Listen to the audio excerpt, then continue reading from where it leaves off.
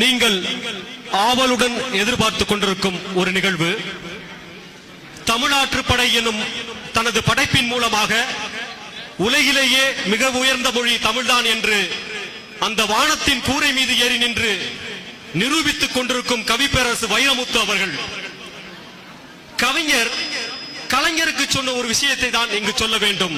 இவர் மீது விழுந்த இடி அந்த இமயத்தின் மீது விழுந்திருந்தால் அது கொஞ்சம் இடம்பெயர்ந்திருக்கும்.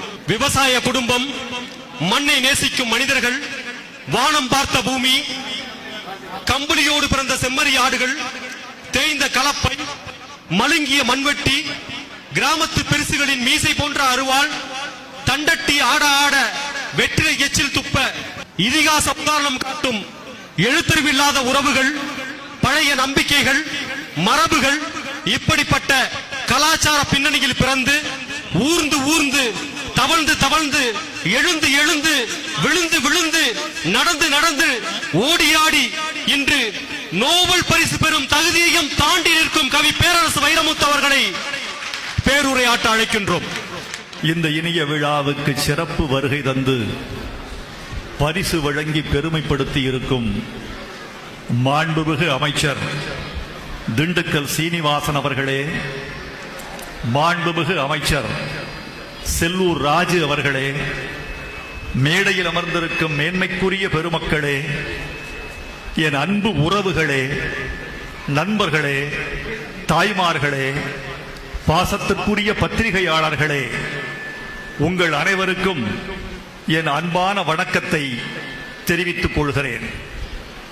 மகிழ்ந்து மகிழ்ந்து நிற்கிறேன் என்பதா, நெகிழ்ந்து நெகிழ்ந்து நிற்கிறேன் என்பதா, ஒரு கூரை கீழ் என்னுடைய உறவுகளையும், உச்சம் தொட்டவர்களையும், அறிவாளிகளையும், கல்வியாளர்களையும் கண்டு நான் மகிழ்ந்தும் நிற்கிறேன், நெகிழ்ந்தும் நிற்கிறேன்.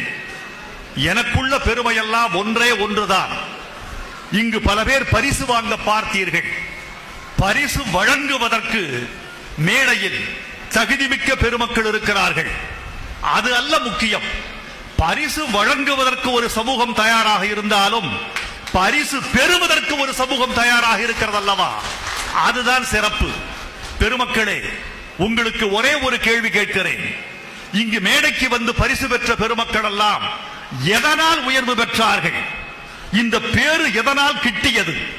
பதவியாலா, செல்வத்தாலா, ஜாதி முத்திரையாலா என்றால் அதையும் தாண்டி ஒரே ஒரு பொருளால் மட்டும்தான் இந்த பெருமக்கள் மேடைக்கு வந்து பரிசு பெற்றார்கள். அது என்னவென்றால் கல்வி, கல்வி, கல்வி. இந்த ஒரு கூரையின் கீழ் கூடியிருக்கிற இந்த உறவுகள் கல்வி என்ற ஒரு திறவுகோலால் மட்டும்தான் புதிய உலகத்தை கடந்து திறந்து செல்ல முடியும் என்பதை இந்த மன்றத்தில் நான் வலியுறுத்த விரும்புகிறேன். செல்வம் அவர்களே, நிர்வாகிகளே, உங்களை நான் பெரிதும் பாராட்டுகிறேன். நம்மிடம் இருக்கக்கூடிய மிகப்பெரிய குறை என்ன என்று கேட்டால் தன் அகந்தை, அதனால் ஒற்றுமையின்மை. இந்த தன் அகந்தையை தூக்கி எறிந்துவிட்டு ஒற்றுமையால் மட்டும் ஒன்று பெற்றால் உங்கள் அறிவை வெல்வதற்கு இந்த அகிலத்தில் ஆள் இல்லை என்பதை நீங்கள் தெரிந்து கொள்ள வேண்டும். என்ன அது? இந்த இனத்தின் மீது சுமத்தப்பட்ட ஒரு பழி, குற்றப்பரம்பரை, குற்றப்பரம்பரை, குற்றப்பரம்பரை என்று. அது எழுத்துப்பிழையான வாசகம். அந்த எழுத்துப்பிழையை மாற்ற வேண்டும். மலைகளை ஆண்டவன், வயல்களை ஆண்டவன், காடுகளை ஆண்டவன், படைகளை ஆண்டவன் இந்த இனத்தவன். அதனால் இவன் கொற்றப்பரம்பரை என்று அழைக்கப்பட வேண்டுமே தவிர குற்றப்பரம்பரை என்று அழைக்கப்படக்கூடாது. அறிவில், முயற்சியில், திறவில், கனவில், மரபணுக்களில் உயர்ந்த ஒரு பொருளில் நின்றவன் நம்முடைய தமிழன். அதனால் இதை கல்வியால் நெருப்படுத்தினால் வானம்தான் உங்கள் எல்லை என்பதை நீங்கள் புரிந்து கொள்ள வேண்டும். அதனால் நான் இங்கு ஜாதி பேச வந்தேன் என்று யாராவது கருதினால் அது பிழை. இங்கு நம் உறவினர்கள் அதிக பேர் இருக்கிறார்கள். நம் உறவினர்கள் மட்டுமே இருக்கிறார்கள் என்று நான் நம்பவில்லை. ஊடகத்தார் வந்திருக்கிறீர்கள், சகல சமூகத்தை சேர்ந்தவர்கள் வந்திருக்கிறீர்கள். அவர்களுக்கெல்லாம் ஒரு வார்த்தை, வைரமுத்து சமூகத்தால் பிறப்பால் இந்தியன், தமிழன், பரமனை கள்ளன் என்பதில் எந்த விதமான மாற்றமும் இல்லை. ஆனால் அதை நான் எப்படி புரிந்து கொண்டிருக்கிறேன் என்றால், பிரமலை கள்ளர் என்பதை நான் ஜாதியாக புரிந்து கொள்ளவில்லை, ஒரு கலாச்சாரமாக புரிந்து கொண்டிருக்கிறேன். இது ஒரு கலாச்சார கூட்டம். எப்படி ஒரு கலாச்சார கூட்டம் என்கிறேன் என்றால், இதோ இந்த மன்றத்தில் நான் மகிழ்வது, அமைச்சர் வந்திருக்கிறார்கள், ஆண்டோர்கள் வந்திருக்கிறார்கள், கல்வியாளர் வந்திருக்கிறார்கள், பரிசு பெறுகிற எங்கள் பெருமக்கள் வந்திருக்கிறார்கள் என்பதற்காக நான் திறவு கொள்ள முடியாது. நான் பெருமை பெறுவதும், நான் மகிழ்வுறுவதும், நான் திறவுறுவதும் இந்த மன்றத்தில் சரிபாதி எங்கள் தங்க தாய்மார்கள் வந்திருக்கிறார்கள் என்பதற்காகத்தான். கற்ற பெண்கள், கற்பிப்பதற்கு துடிக்கிற பெண்கள், பெருமைமிக்க பெண்கள், நாளைய சமுதாயத்தை உருவாக்குற ஆற்றல் மிக்க பெண்கள் இங்கு வந்திருக்கிறார்கள். இதை ஒரு கலாச்சாரம் என்று ஏன் குறிப்பிடுகிறேன் தெரியுமா? இந்த சமூகத்தை சார்ந்த பெண்கள் கோழி குழம்பு வைத்தால் செல்லூரில் வைத்தாலும் ஒரே ருசிதான், சென்னையில் வைத்தாலும் ஒரே ருசிதான். அந்த செல்லூர்லையும் அந்த மஞ்சள் மிளகாய வந்து அம்மியில் வச்சு அரைச்சு, ஒரு குறுமிளகா, 4 மிளகு, 2 வெங்காயம், இத்திரூண்டு உப்பு, இத்திரூண்டு சீரகம் வச்சு எங்க அம்மா அரைப்பாளை எங்க தாய், அவ எங்கே அரைத்தாலும் அது ஒரே ருசிதான். இதுதான் கலாச்சாரம். அதற்குள் இருப்பது வெறும் ருசி அல்ல, உணவில் சேர்ந்த மருந்து. இந்த மருந்தை கண்டுபிடித்தவர்கள் இந்த கலாச்சாரத்தை சார்ந்தவர்கள். அந்த கோழிக்குள் இருக்கக்கூடிய கிருமிகளை கொன்று அழிக்கக்கூடிய மருந்து எங்கள் உணவில் இருக்கிறது. இதை கண்டுபிடித்தவள் எங்கள் பாட்டி, எங்கள் அம்மத்தா, எங்க அப்பத்தா, அவள் கண்டுபிடித்தாள். அதனால்தான் இது ஒரு கலாச்சாரம் என்கிறேன். தாய்மார்களே, உங்களுக்கு ஒரு வார்த்தை, தயவு செய்து உங்கள் பிள்ளைகளுக்கு அறிவாளால் வந்த கலாச்சாரத்தை சற்றே தவிர்த்து விட்டு அறிவால் வந்த கலாச்சாரத்தை சொல்லிக் கொடுங்கள். அறிவாளை ஒரு ஓரத்தில் தள்ளி வைத்து விடுங்கள்.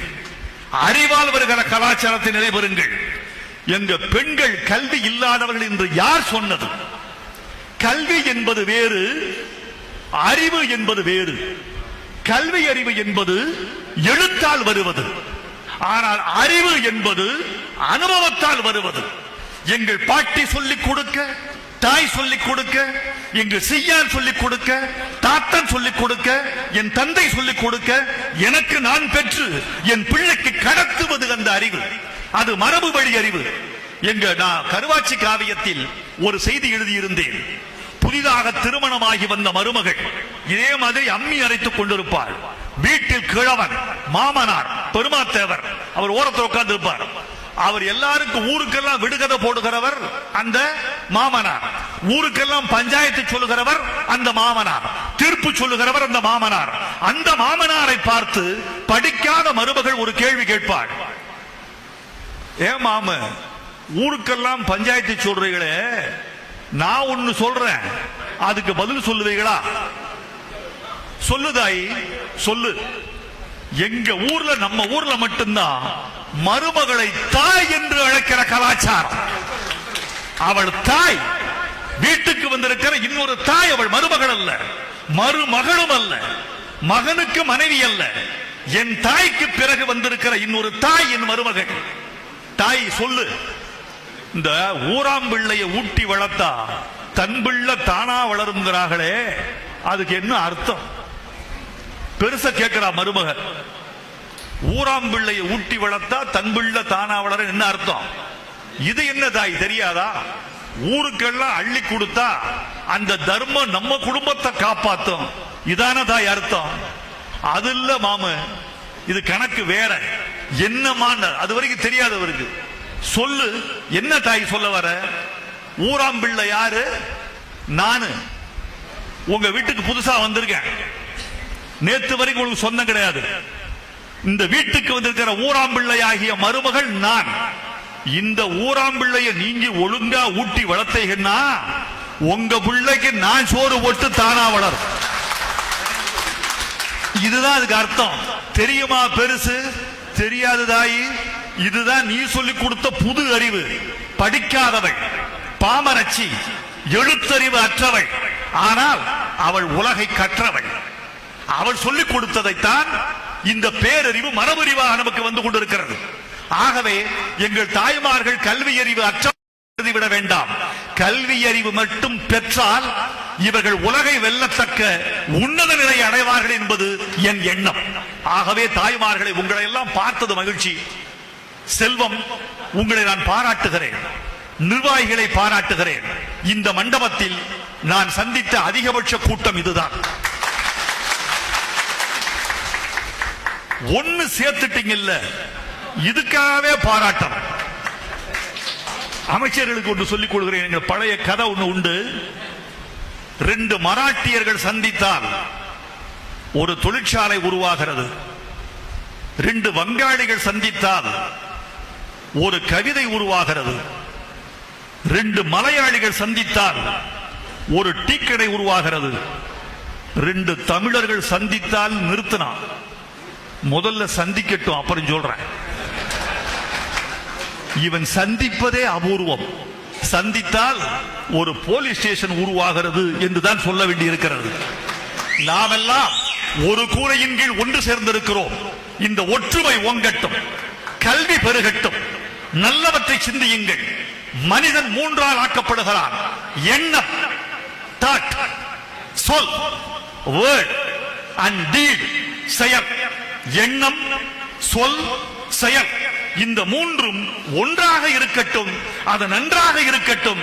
இந்த கலாச்சாரத்தை கட்டி காக்கிற எங்கள் இனம் வாழ்க வளர்க என்று வாழ்த்தி விடைபெறுகிறேன். நன்றி, வணக்கம்.